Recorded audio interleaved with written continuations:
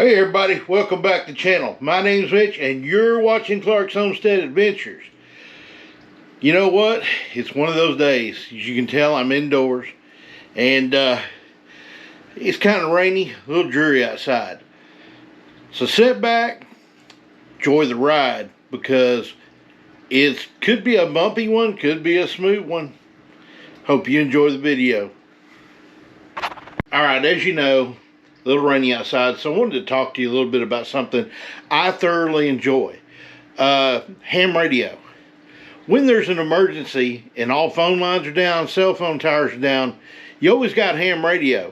Yes, you have to be licensed to talk on ham radio. It's an easy little test to become a technician, which is entry level, and then you can go up from there. I'm going to show you a few of my radios that I recommend you have real quick. And I'll tell you where I got mine and where you can get them from. First off, we're gonna start with what I think everybody who gets their license gets. Handy talkie.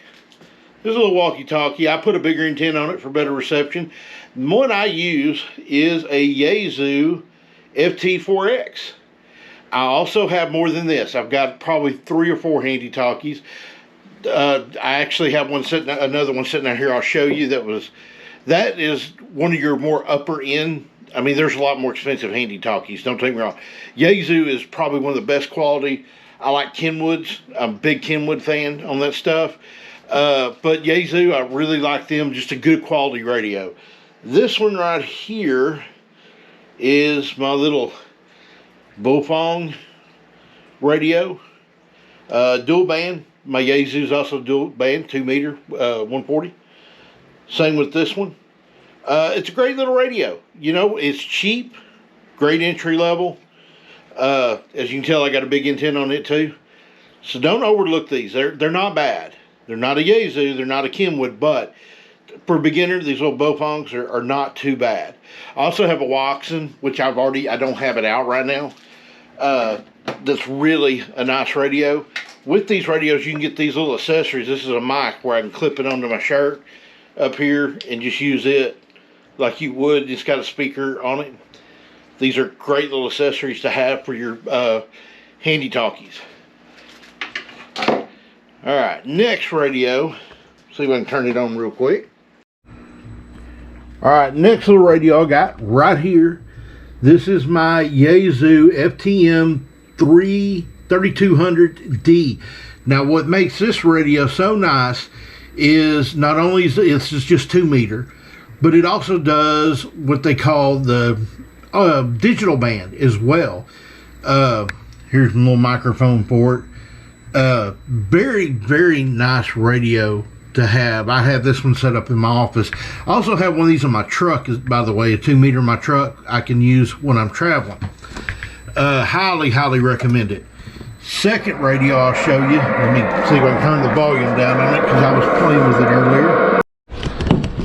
Alright, this is my HF rig, which is high frequency. This is my Kenwood Ts 950 SDX. Literally with this radio, you can talk all over the world. Has all the different bands you can go through. Very nice setup. HF rigs like this are not cheap, but definitely well worth the money. And anyway, love this radio. Listen to it quite often. I'm almost wanting to pass my test to go to my general, where I can talk on this on more frequencies than I'm allowed to right now. Anyway,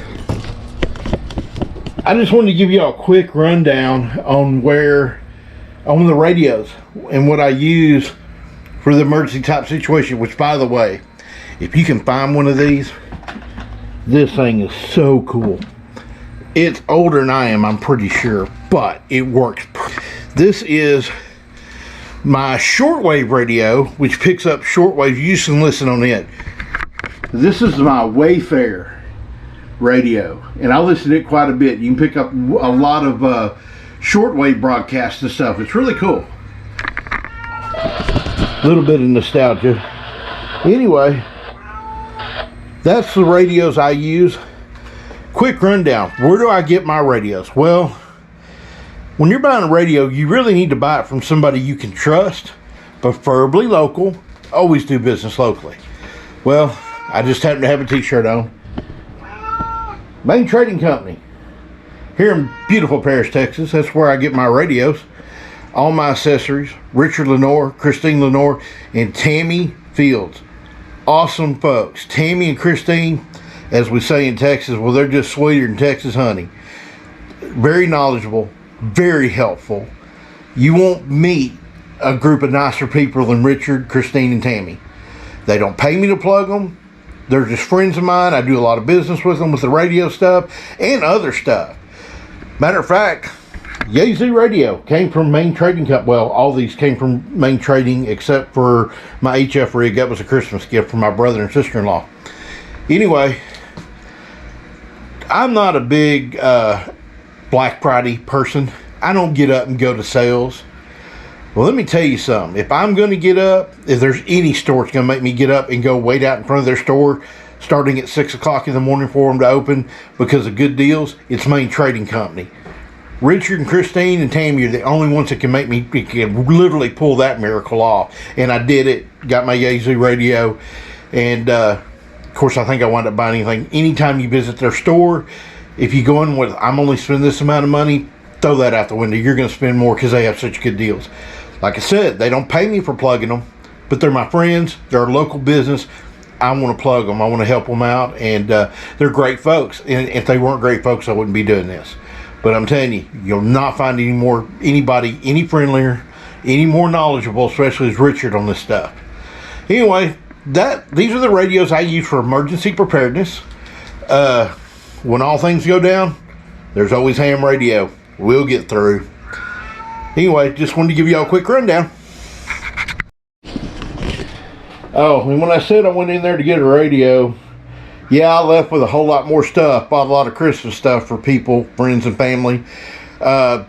When you buy these radios, by the way, yes, you can hand program them by punching in the hole, all that stuff by hand. I would highly recommend, my opinion, again,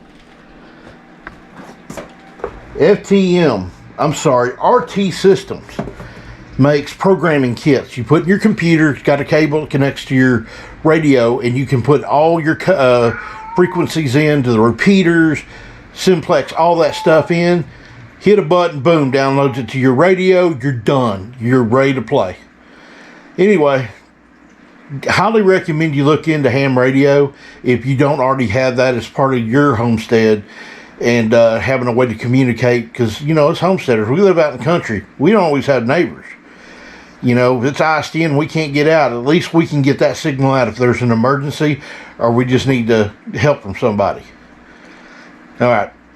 Just quick little reminder on that. And there again, check them out at Main Trading Company, mtcradio.com. They don't pay me to say that. They're friends. I'm going to help them out. Love those guys. Well, like I said, it's a little dreary outside, and figure I'd, you know, much as I love my wife, she works so hard and deals with so those kids that she does, and she's such a God blessing of what she does, so I figure I'd, you know, do supper tonight. Little crock pot rotisserie chicken. Just a nice day for also hot cup of coffee. Look, I know you're saying, why don't you use a coffee pot? I own a coffee pot, a Keurig. This is my favorite way to brew coffee. To me, it's the best. It tastes the best, either out of a percolator, or I've got a huge gallon coffee pot in there that you make boiled coffee in, and that is absolutely the best way to make coffee, in my opinion. Kent Rollins didn't pay me to say that either. I tried it after watching him, and it is definitely so good. Anyway, a little rundown what I'm doing.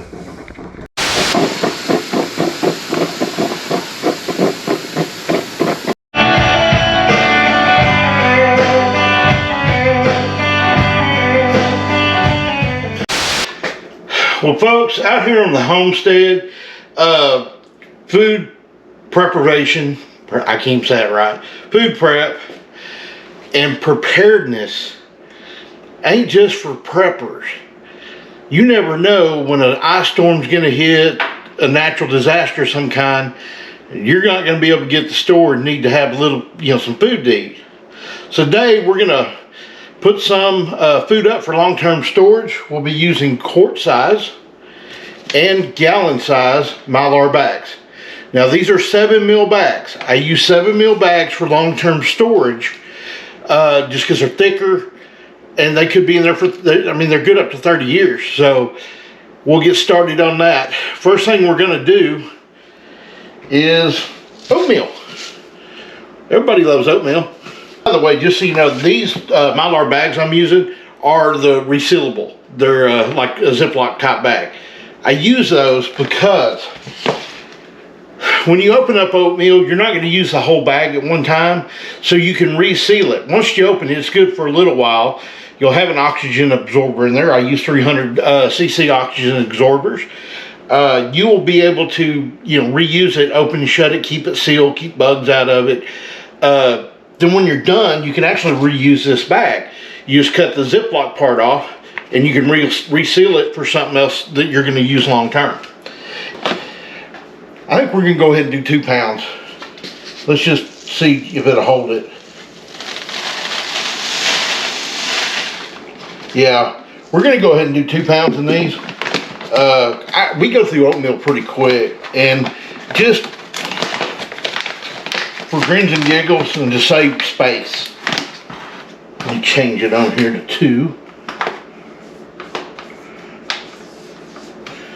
Okay. So we're going to put 2 pounds of quick oats in these bags. Set it over here out of the way. Grab me another bag.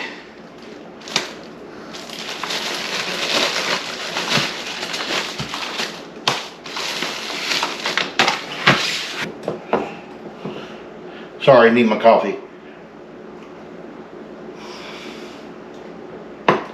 Oh, good stuff. It's always a great day above the grass. All right.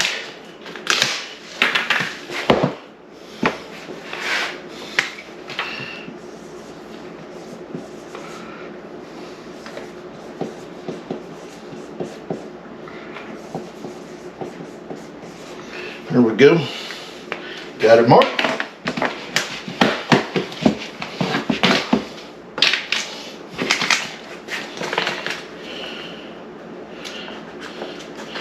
It's kind of one of those deals with food prep like this. When you need it, of course you're going to eat it at some point. Is it nice to have it set back so just in case the unthinkable happens, you have some food to fall back on? May not be your favorite food, but it's enough to sustain you in an emergency.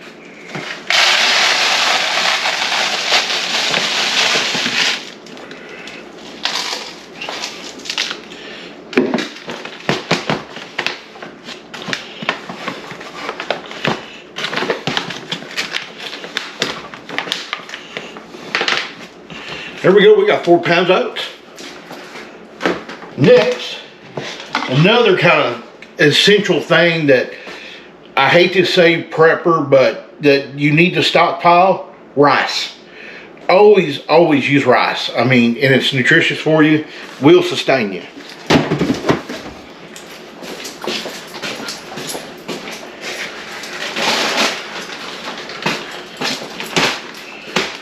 These are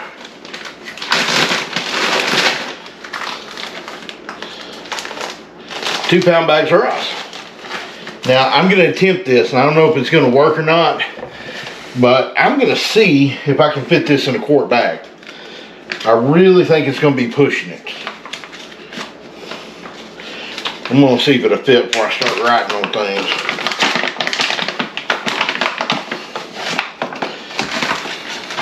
No, I'm not leaving it in the bag. Yeah, it's not. I'm going to try this.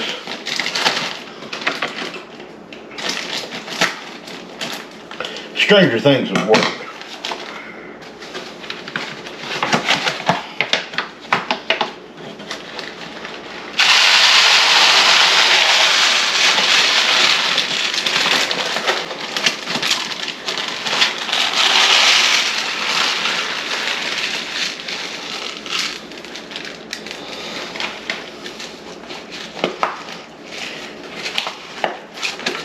and it will not work. You know, this is part of homesteading. You live and you learn. So let's break out a gallon here. We know this is rice. We know it's going to fit. So 2 pounds white rice. Okay. You know, this is just, it's so close to fitting. It's like almost, it's like just a, if I'd have had a 1.5 quart bag, or maybe a half gallon, may have to invest in some half-gallon Mylord.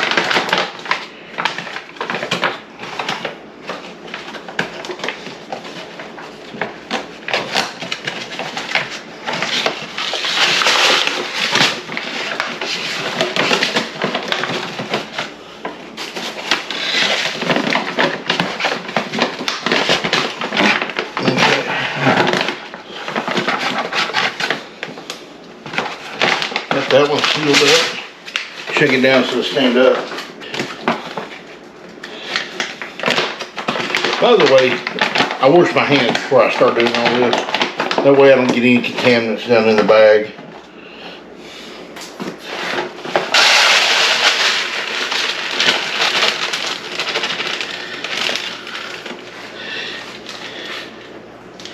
You know, for saving room's sake here, I think we're going to go ahead and add another bag to this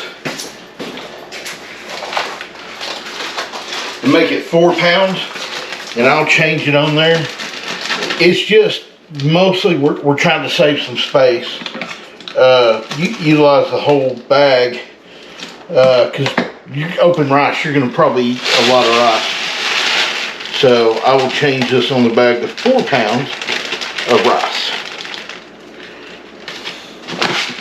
Oh yeah, I probably could put another bag in there. Okay. Think I forgot to write on the bag. 4 LB.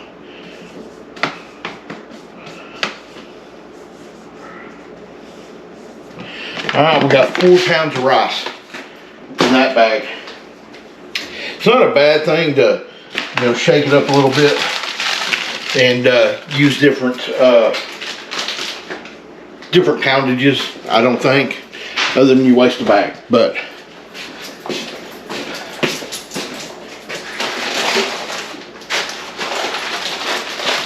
we got 2 more bags here, so we're just gonna go ahead and double bag them. Beverage break.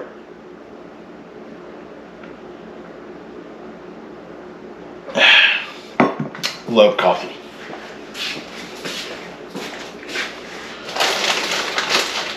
I will admit, I'm not much of a coffee drinker, except for wintertime. I do drink it in the summer some.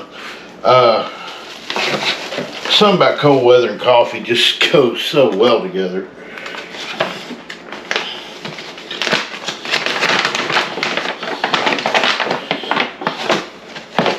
Alright. Oh, you know what? Made a mistake here.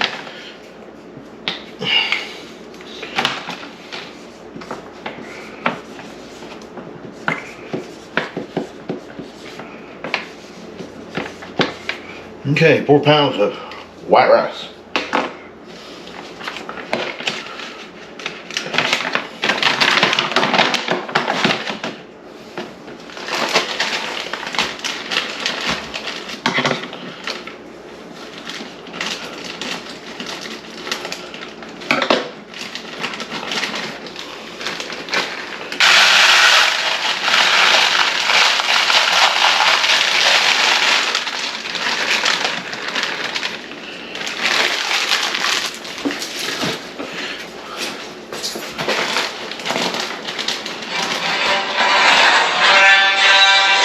And I got a phone call.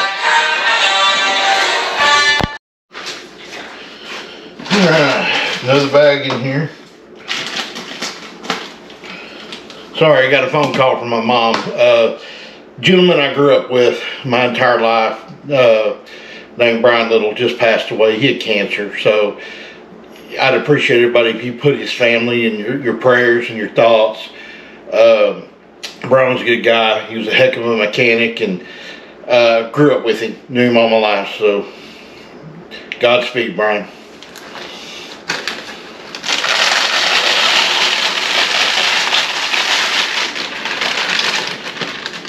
All right, there we go. 4 pounds of rice.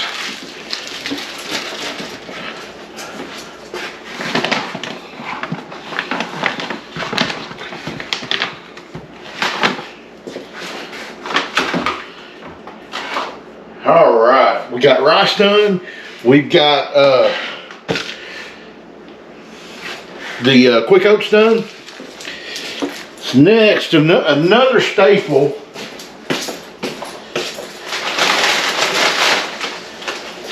of your diet, I guess. It's easy to do. These are just, they call them instant mashed potatoes. Basically, they're dehydrated or freeze-dried mashed potatoes. So these are 1 pound bags. There again, I don't believe they're going to fit in the quart size, so we're just going to double them up, put 2 pounds in a gallon Mylar bag. Go ahead and put it on there. Now you're wondering why instant potatoes. Well, one of the main reasons, it's pretty easy to make. You just add it to some water, and they pretty much last forever.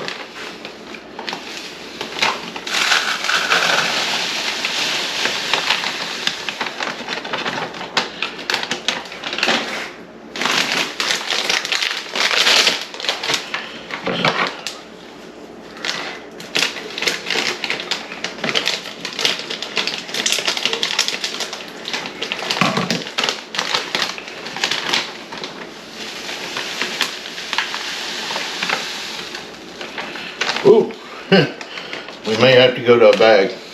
Oh, there we go. Shake them down, tap them a little bit. That way, I just need this. There's a lot of air in these.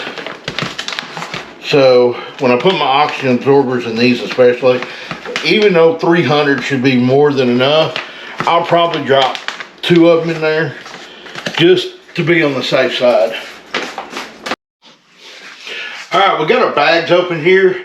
About to add some oxygen absorbers. These are 300 cc oxygen absorbers. Anything like beans or pasta that has a lot of airspace in between it, I like to go ahead, I like to overkill stuff anyway. So I'll put 2 in those, you know, press out the excess air as I can. And stuff like the instant potatoes, rice, and everything that's more dense, I'll just throw 1 in there. But yet when I seal them, before I shut the Ziploc part, I'll try to push as much of the air out as I can. It helps it in the long run stay fresh longer. My wife's a school teacher. I use the word more fresh. She'll be like, no, not really. But anyway, I'm a Texan. She gets it. She's married to me. Anyway, we're gonna put some oxygen absorbers in. And as soon as we get them in, we'll run over and throw them in that vacuum sealer to keep them fresh. Okay, we got pasta, so I'm dropping 2. Push the excess air out and seal that bad boy up. Okay, beans, these are Great Northern beans. Dropping 2.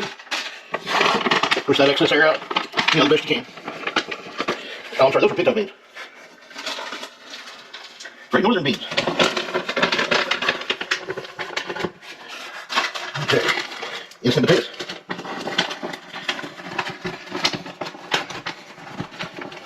Of course, go back over your zippers real good, make sure they sealed. You don't want any air, you know, leaking. Rice.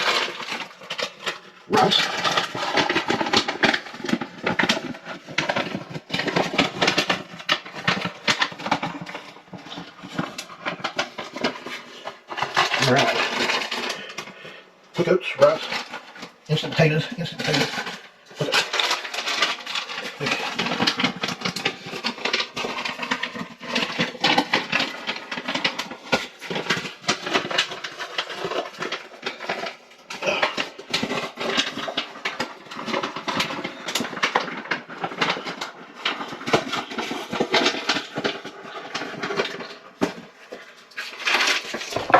we'll move over here real quick.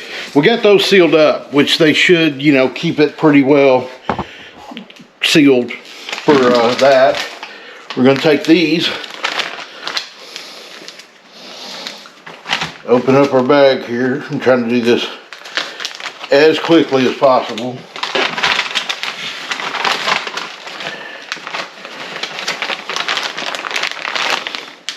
There we go.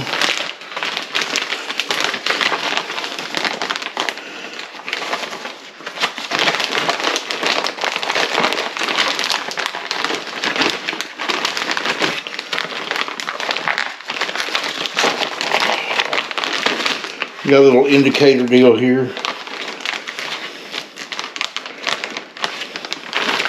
Alright. Open this up. Set it in here.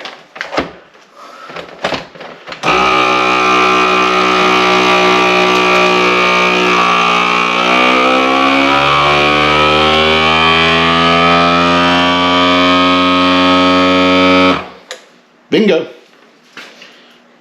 Let's seal.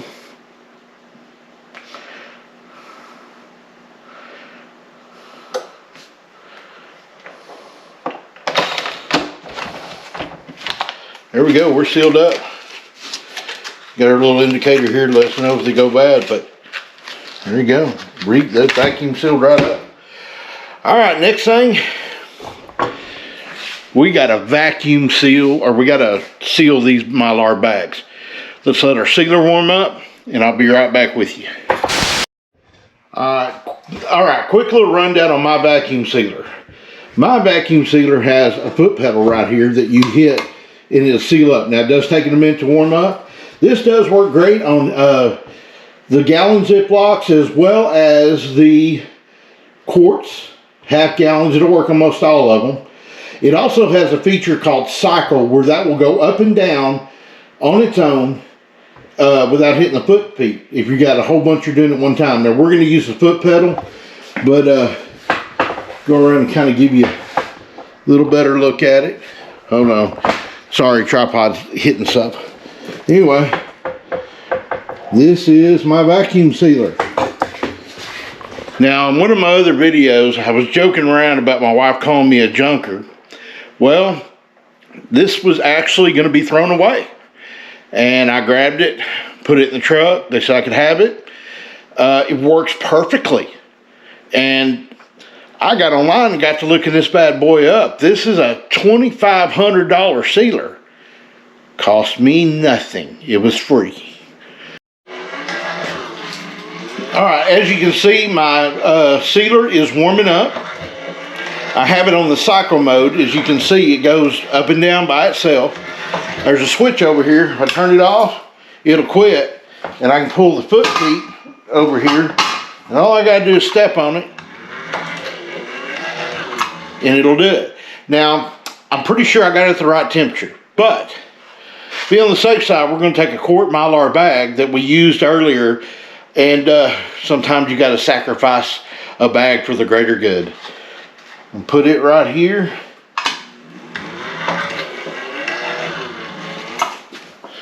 And we are not there.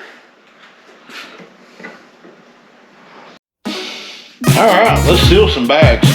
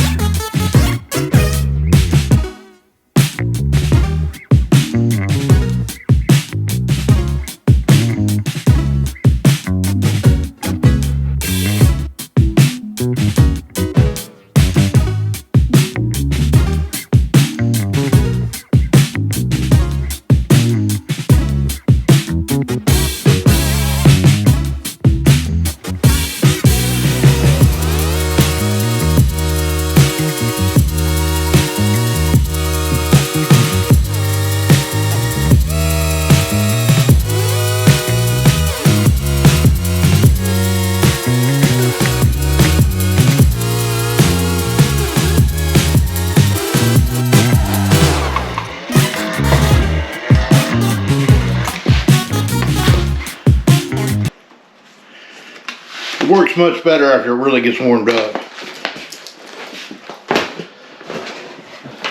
Last bag.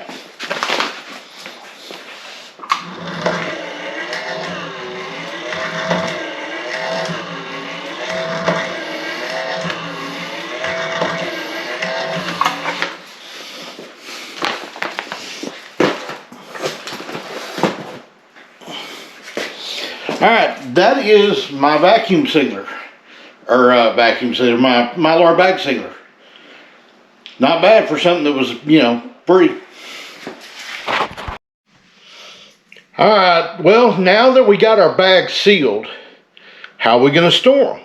Well, you can put them in a plastic tub or maybe in a pantry if you've got one. But, you know, when you're storing long term, you want something the mice and rats can't get into. Something preferably it's airtight and watertight if you can find it. Well, I found this, and I'm gonna, when I put it in my container, it's gonna be hid in a closet or in a storm cellar or something. That way, no, you know, nobody will mess with it. But this is what I found at a local farm store for like 20 bucks.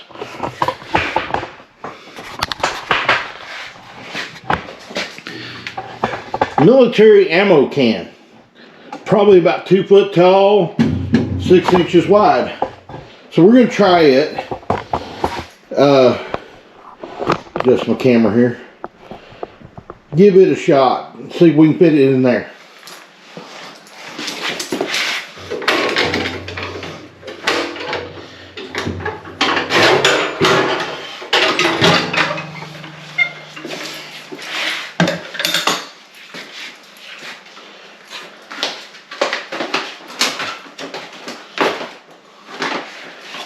I always like to start with the biggest ones first.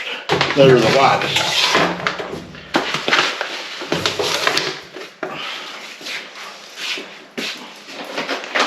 Because I'm trying to utilize space in my can. And also, like I said, I put them in 7 mil Mylar bags for durability and long-term storage.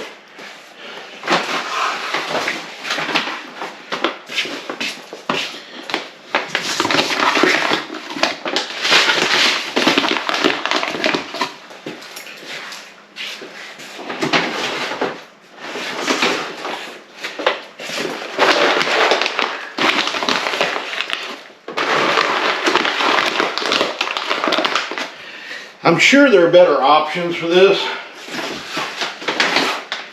but I found it, thought it'd work great, and it does. I just need more than one.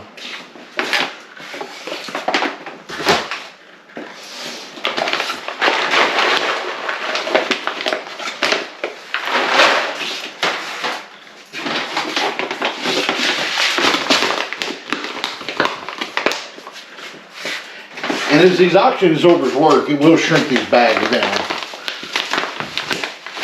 Alright, so there we go. We'll put this in another container.